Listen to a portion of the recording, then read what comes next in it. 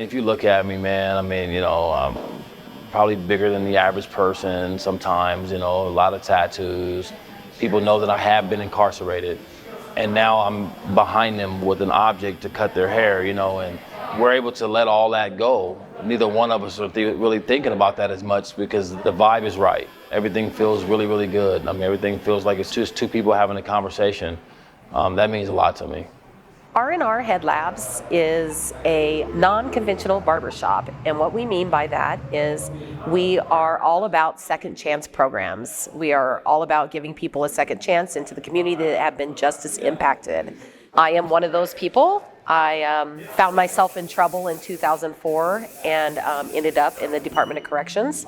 Spent about 5 years there and came out, and I learned how to cut hair in the Department of Corrections.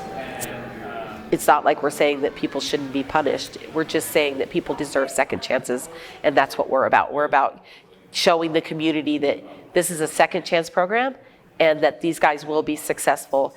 James is a prime example. He was day one out of prison.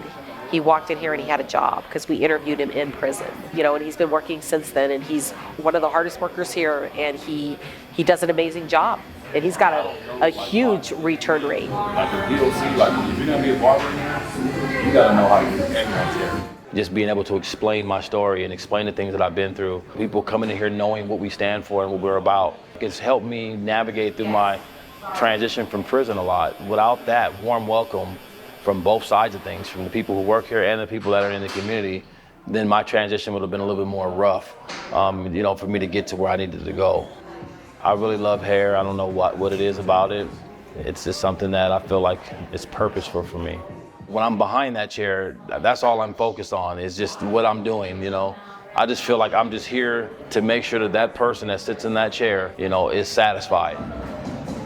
I'm getting ready for my own wedding. My now soon-to-be wife found an article in some magazine and thought it sounded really cool. It's a good way to support causes we believe in and also get a good haircut at the same time.